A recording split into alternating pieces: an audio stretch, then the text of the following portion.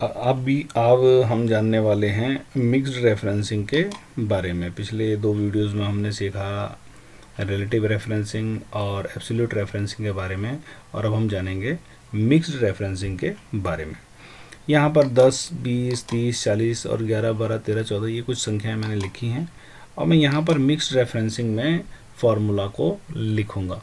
Mixed referencing absolute referencing और relative referencing का mixture है, जिसको कि मिक्स्ड रेफरेंसिंग कहा जाता है। जैसे एग्जांपल के लिए मैंने ए लिखा और $1 लिख दिया, तो यहाँ पर $1 जो है वो एब्सोल्यूट के तरीके से लिखा हुआ है, और इक्वल टू ए जो लिखा हुआ है वो रिलेटिव के तरीके से लिखा हुआ है।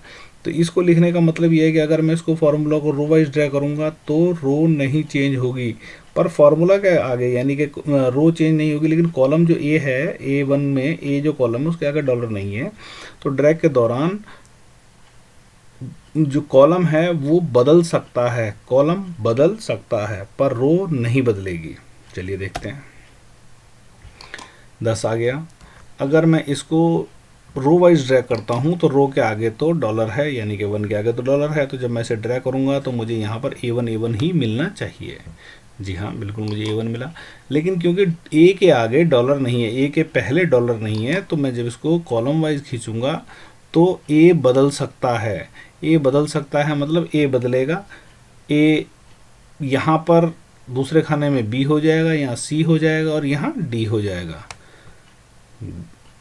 $1, $1, $1, $1, उसी प्रकार से इनकी वैल्यूज़ भी बदलेंगी कि ये सारी वैल्यूज़ जो हैं ये सब के सब A1 पर टारगेट कर रहे हैं, पॉइंट कर रहे हैं, और जबकि ये B1 है, ये C1 है और ये D1 है।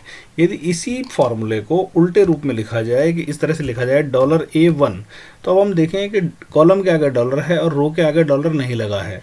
इसका मतलब ये है कि जब मैं इसको रो वाइज खींचूंगा तो फॉर्मूले में रो बदल सकती है, लेकिन जब इसको कॉलम वाइज खींचूंगा तो फॉर्मूले में कॉलम नहीं बदलेगा, क्योंकि डॉलर उसको बदलने नहीं देगा। चलिए देखते हैं।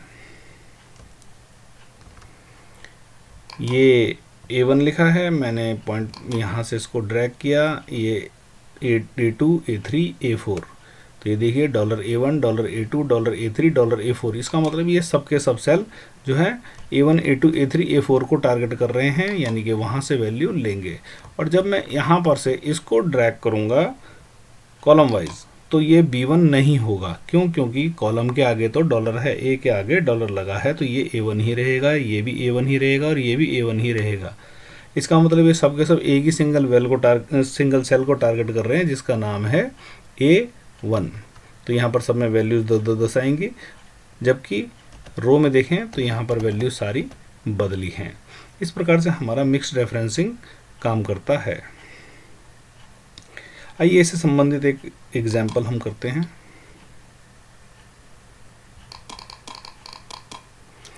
यहाँ पर मैंने सेल A1 को खाली छोड़ा और यहाँ पर B1 में मैंने कहा इक्वल टू A1 प्लस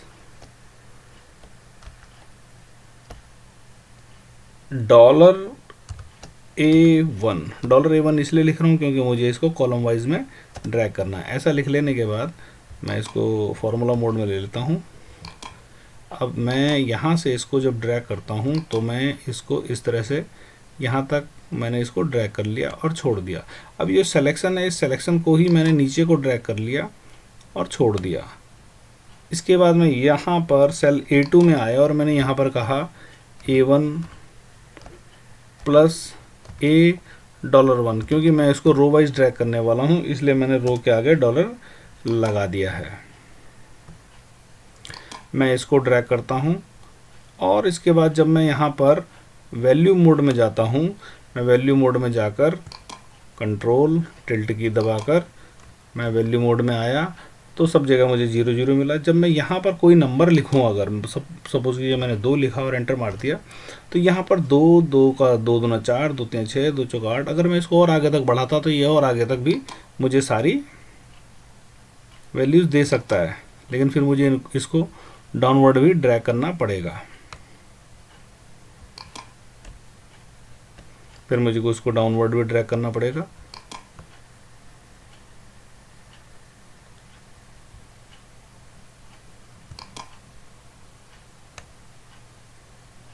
ये मैंने इसको डाउनवर्ड ड्रैग किया और इस प्रकार से आप देखें